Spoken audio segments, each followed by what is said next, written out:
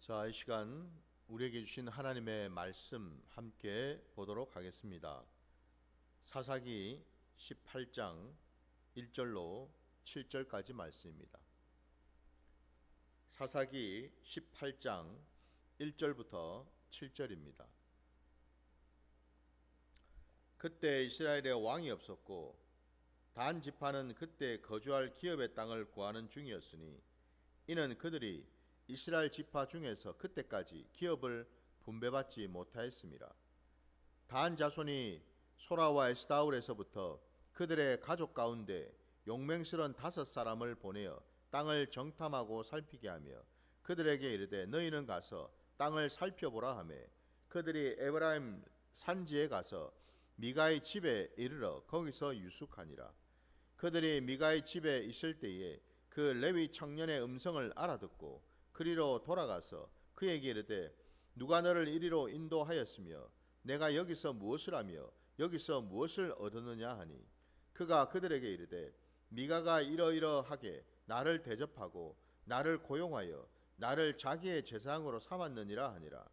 그들이 그에게 이르되 청하건대 우리를 위하여 하나님께 물어보아서 우리가 가는 길이 형통할는지 우리에게 알게 하라 하니 그 제사장이 그들에게 이르되 평안히 가라. 너희가 가는 길은 여호와 앞에 있느니라 하니라. 이에 5사람이 떠나 라이스에 이르러 거기 있는 백성을 본즉 염려 없이 거주하며 시돈 사람들이 사는 것처럼 평온하며 안전하니 그 땅에는 부족한 것이 없으며 부를 누리며 시돈 사람들과 거리가 멀고 어떤 사람과도 상종하지 아니함이라. 아멘.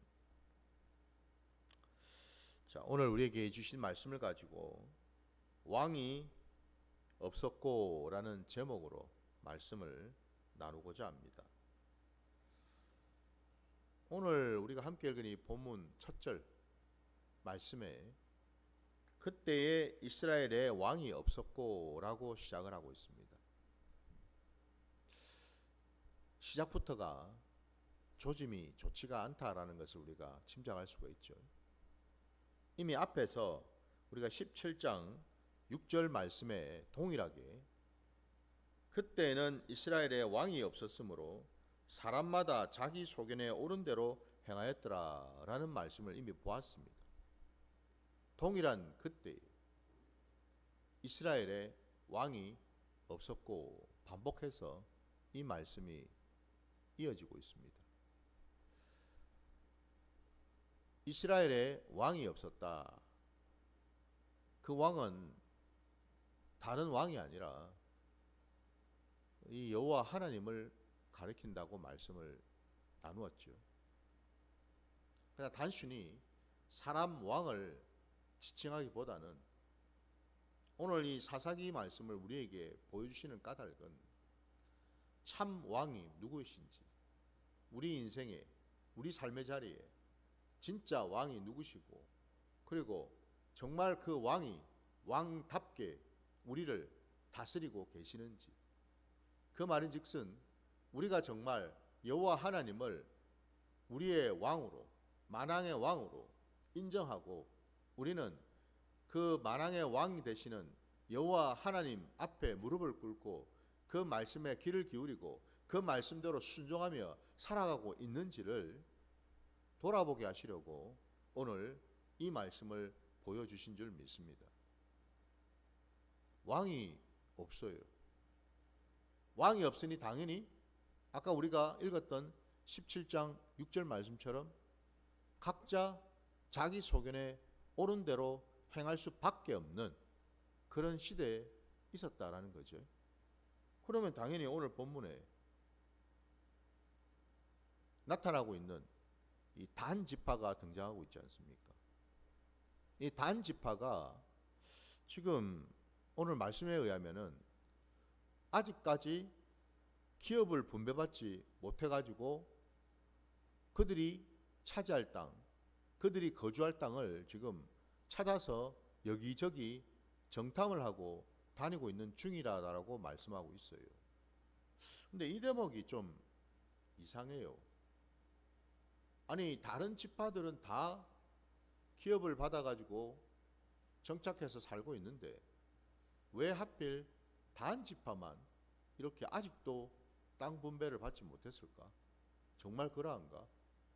말씀을 한번 좀 보기를 원하는데요. 어디를 보시냐면 앞에 여호수아로 가셔서 여호수아 19장 40절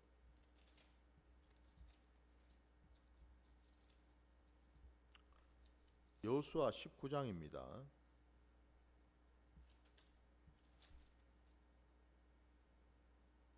40절부터 48절까지 말씀을 한번 보겠습니다. 여호수아 19장 40절부터 48절입니다. 일곱째로 단 자손의 지파를 위하여 그들의 가족대로 제비를 뽑으니 그들의 기업의 지역은 소라와 에스타올과 이르세메스와 살라빈과 아얄론과 이들라와 엘론과 딥나와 에그론과 엘드게와 기쁘돈과 발락과 여훗과 브네브락과 가드림몬과 메얄곤과 락곤과 욥바 맞은편 경계까지라. 그런데 단 조선의 경계는 더욱 확장되었으니 이는 단 자손이 올라가서 레셈과 싸워 그것을 점령하여 칼날로 치고 그것을 차지하여 거기 거주하였습니다. 그들의 조상 단의 이름을 따라서 레셈을 단이라 하였더라. 단 자손의 지파가 그에 딸린 가족대로 받은 기업은 이 성읍들과 그들의 마을들이었더라 라고 기록하고 있습니다. 이 기록에 의하면 지금 단 지파는 이미 기업을 분배받았죠. 자신들이 받은 그 땅들의 이름들이 지명들이 쭉 언급이 되어 있잖아요. 지금 더 나아가서 그들은 더욱 경계가 넓어져 가지고 올라가서 레셈과 싸워 점령해서 그 레셈을 자신들의 지파 이름에 따라 이름을 붙여가지고 단이라고 불렀다고까지 되어 있어요. 그러니까 이미 그들은 땅을 받았다라는 거예요. 근데 왜 지금 18절 이 18장의 1절 말씀에는 그들이 이스라엘 지파 중에서 그때까지 기업을 분배받지 못하였습니다 라고 이게 서로 안 맞는 그런 내용을 지금 담고 있느냐 이거죠.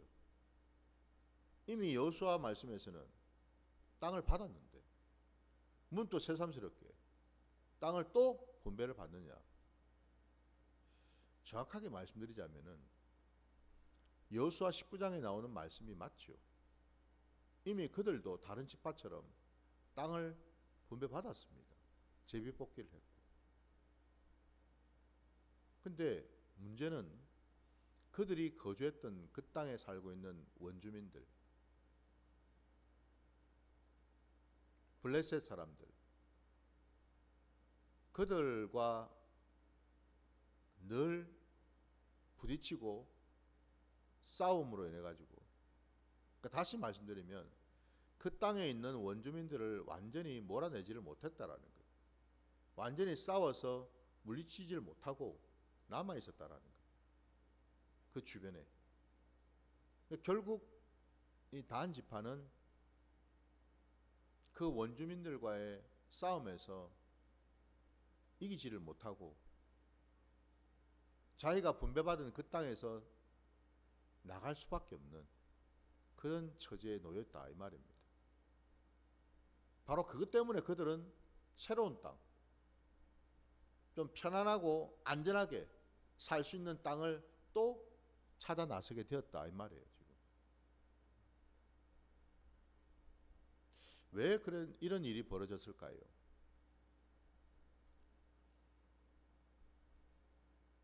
다른 지파와 다르게 왜 이 단 지파는 그들이 분배받은 땅이 특별히 그 지역에 살고 있는 원주민들이 더 강하고 더 힘이 세어가지고 그리 된 것입니까? 그러면 여러분 유다 지파 같은 경우에 그 갈렙이 차지했던 그 땅을 한번 생각해 보십시오. 그 땅에 누가 살고 있었습니까? 이른바 네피림 족속들, 그 자손들이 살고 있었죠, 그죠? 거인족들이었어요. 누구보다도 강력하고 힘이 센 족속들입니다. 근데 유다 지파는 물리쳤잖아요. 그 땅을 차지했죠. 그죠? 그와 달리 이 다한 지파는 힘이 없나? 사람의 숫자가 모자라서 그렇나? 그게 아니겠죠. 그죠?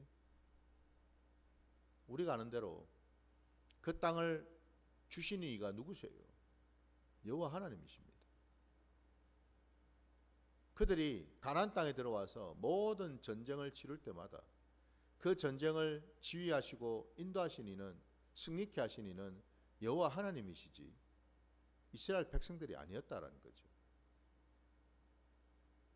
왜 이런 일이 일어나게 되었나? 한마디로 이 단 지파가 하나님을 믿고 따르는데 문제가 있었다라는 것을 볼 수가 있어요. 전쟁은 하나님의 것이라고 분명히 말씀하셨는데 그들이 하나님을 의지하고 하나님 말씀에 순종해서 이 원주민들을 하나님의 이름으로 하나님의 그 도우심을 입어서 몰아내었더라면 그들이 굳이 또 다른 땅을 찾으러 돌아다닐 필요가 없었겠지요. 그래서 여러분 오늘 이 시작부터 이스라엘 백성들 가운데 왕이 없으면은 곧 여호와 하나님과의 관계가 끊어지고 하나님의 그 뜻대로 순종하면서 동행하는 삶을 살지 못하게 되면은 결국 어떻게 되는가를 우리에게 적나라하게 지금 보여주고 있다라는 거예요. 먼저는 자신들이 살고 있는 그 삶의 자리, 삶의 터전, 삶의 그 모든 일정들이 무너질 수밖에 없다라는 겁니다. 땅을 잃어버린다라는 말은 뭘 말하겠습니까? 그 당시에 다름이 아니라 생존 자체를 위협받는다는 뜻 아니겠습니까? 그죠? 죽느냐 사느냐의 그 기로에 있다라는 거잖아요. 그러면은 이 단 자손들이 어떻게 해야 되겠습니까? 지금 살고 있는 그 땅에 그 원주민들은 더 기세등등하게 자기들을 지금 몰아내려고 그러고 있는 상황인데 어떻게 해야 되겠어요? 하나님께 구해야 되죠. 그죠? 하나님을 붙들어야 되겠죠. 자신들의 행실을 돌아보고 회개하며 하나님을 더 간절히 붙들고 구하는 시간을 가져야 되겠죠. 그죠? 근데 어디를 봐도 그들이 그리 했다라는 내용은 없습니다. 왜? 왕이 없었기 때문에. 왕을 인정하지 않았기 때문에. 그러니 자기 소견에 오른 대로 행할 수밖에.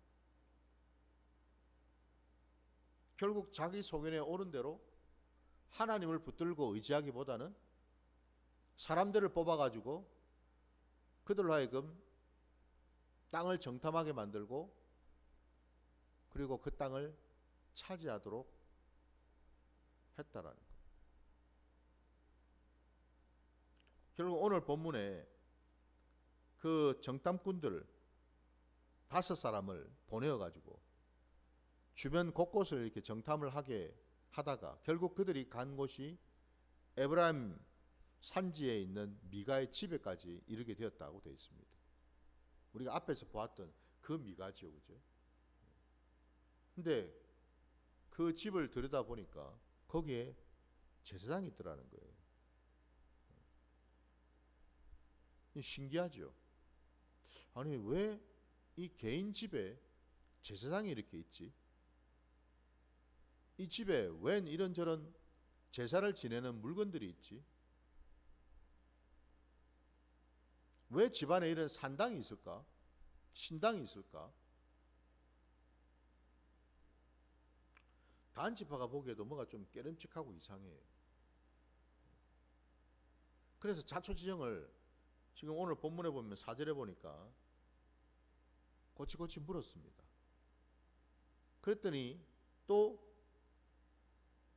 이 제사장으로 살고 있는 이 레위인 청년이 아주 소상하게 또 얘기를 다 해주죠, 그죠?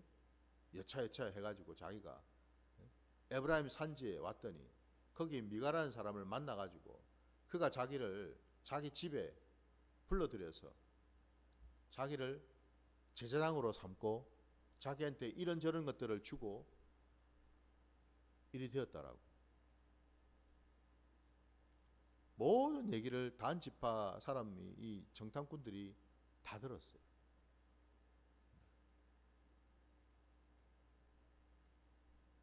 그리고는 그 제사장이라는 얘기를 듣고서 이 정탐꾼들이 물어보았죠, 그죠? 아까 우리가 읽었던 본문 5절, 6절 말씀을 다시 보시면 그들이 그에게 이르되 청하건대 우리를 위하여 하나님께 물어보아서 우리가 가는 길이 형통할런지 우리에게 알게 하라 하니 그 제사장이 그들에게 이르되 평안히 가라 너희가 가는 길은 여호와 앞에 있느니라 하니라.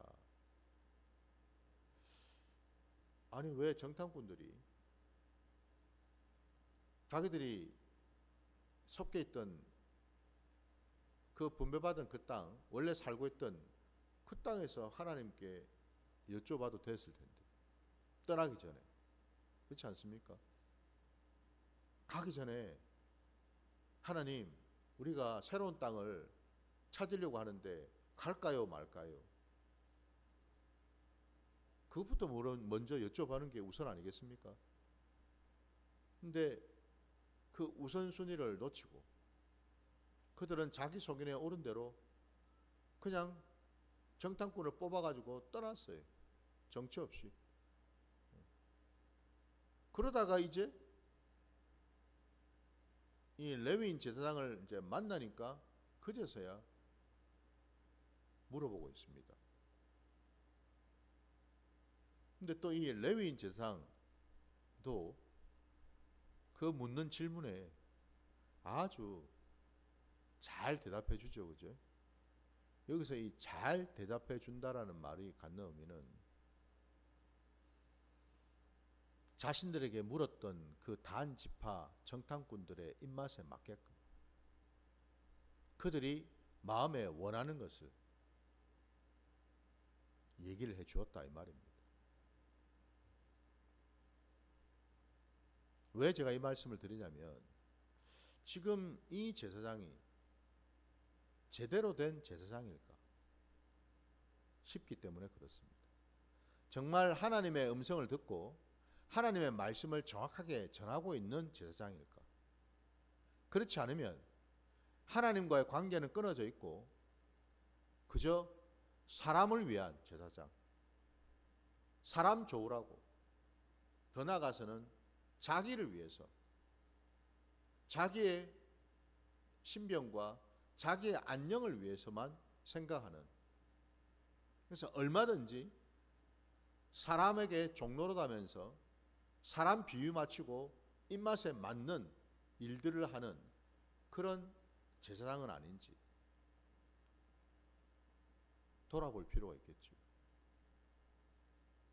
근데 앞에 있는 내용들을 우리가 볼 때에 그는 하나님 앞에 거룩한 제사장은 아니었다라는 것. 왜? 그가 미가의 집에 들어간 것도 그렇고 그가 자기가 있던 그곳을 유다 베들레헴을 떠나서 여기저기 거처할 곳을 찾은 것도 그렇고 그 미가의 집에서 주는 것을 가지고서 흡족해 하면서 거기 아무런 양심의 찔림도 없이 한 집안의 한 개인의 종복이 되어가지고 제사장 노릇을 하는 그 모습을 볼 때에 과연 이 자가 하나님이 기뻐하시고 하나님이 세우신 제사장이 맞을까 싶은 거죠.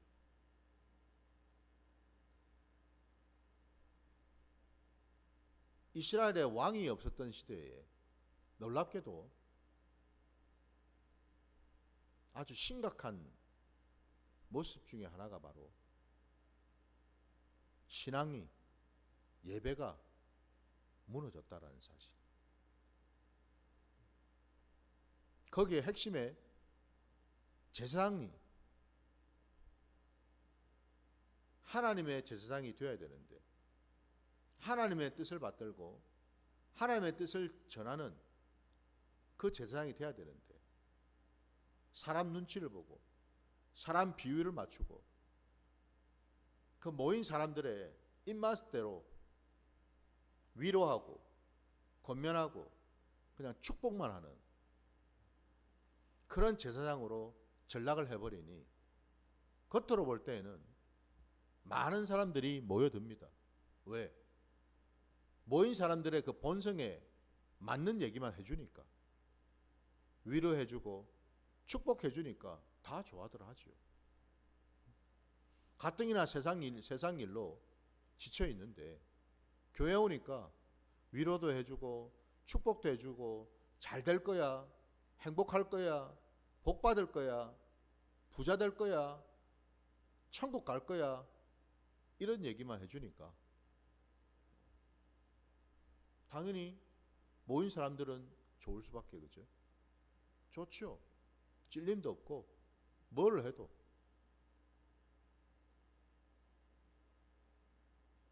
거기에는 십자가가 없죠. 거기에는 자기 부인이 없죠, 그죠? 거기에는 날마다 자기를 죽이는 그 일이 없잖아요, 그죠? 거기에는 좁은 문으로 들어가라는 말씀이 없잖아요. 오늘 이 제사장의 모습을 보면서 그 제사장이 자기에게 찾아왔던 그 정탐꾼들, 그렇게 해준 이 말이 다 뭐예요? 좁은 문으로 들어가라는 말이 아니라 넓은 문으로 들어가라는 말들이잖아요. 너희들이 원하는 대로 해. 하나님이 축복해 주실 거야. 너희 소견에 오른 대로 그냥 나가. 하나님이 서포트 해 주실 거야. 뒤를 밀어 주실 거야. 도와주실 거야. 걱정하지 말고 가. 이거잖아요. 하나님의 뜻을 받아서 정확히 전한 것이 아니고 사람의 비유와 눈치에 맞게끔 얘기를 했다라는 거죠. 왕이 없었다라는 것이 뭘 의미하겠습니까? 하나님의 임재가 없다라는 거잖아요. 하나님의 임재가 없다라는 것은 곧 하나님의 말씀이 없었다라는 거죠, 그죠? 말씀이 역사하지 않고, 말씀이 준행이 되지 아니하고, 말씀이 증거되지 않는 시대. 그게 바로 왕이 없었던 이 사사시대이고, 어쩌면 오늘날 이 시대인지도 모르겠습니다. 놀랍게도 여러분,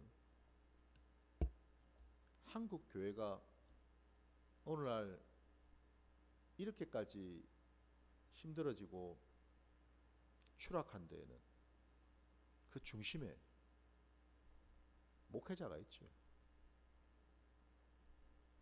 아닐까요?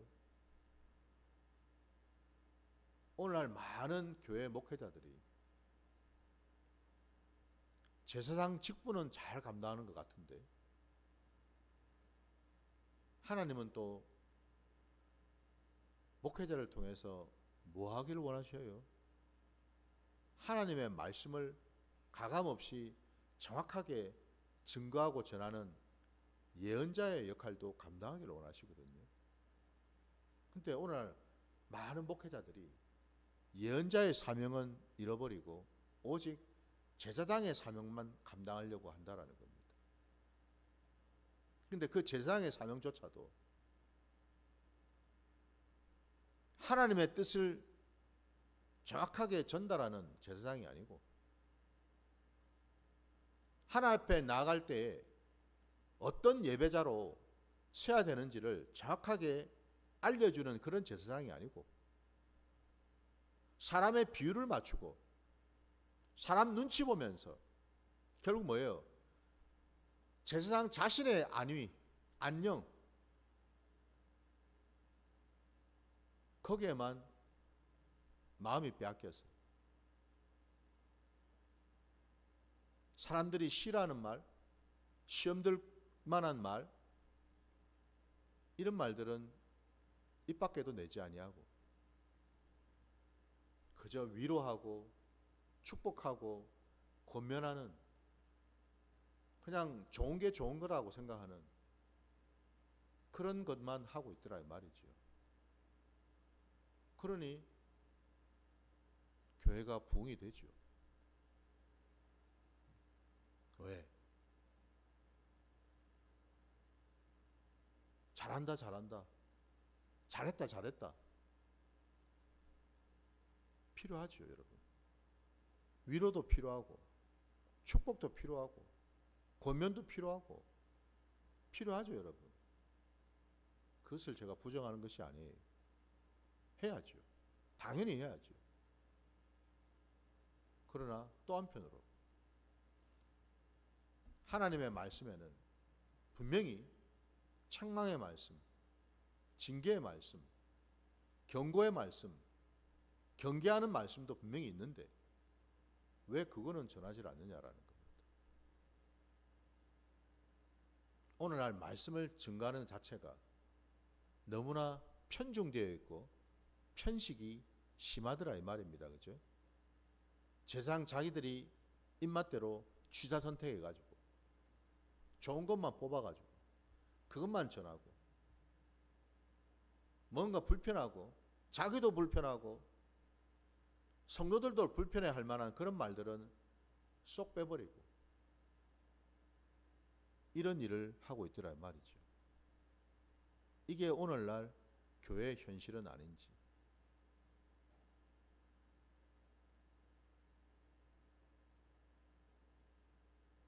교회가 변절이 되고 타락하는데 그 핵심에는 목회자가 있습니다. 당장 저부터. 목회자가 말씀을 증거하고 전하지 누가 전합니까 여러분? 성도들은 당연히 그 말씀을 바꿔서 아멘을 해야 되는데 증거되는 그 말씀들이 다 하나같이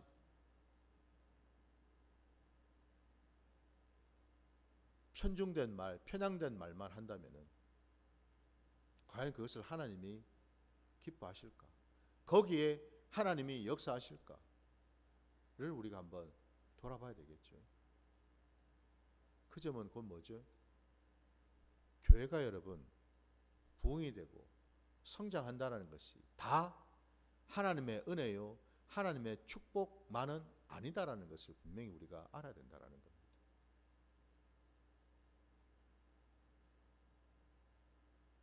오늘날 수많은 성도들이 예배자로 교회를 가는 것이 아니라 관객으로 갑니다.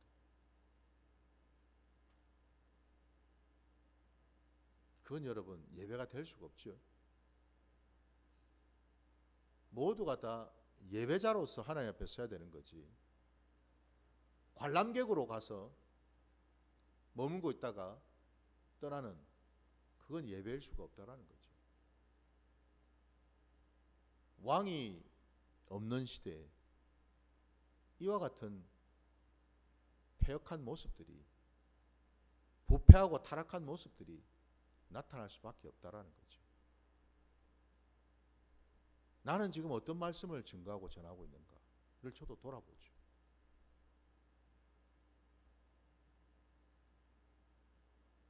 제사장의 사명과 함께 이제 이 마지막 때에 예언자의 사명도 함께 감당할 수 있는 그런 자들이 되어야 될 줄 믿습니다.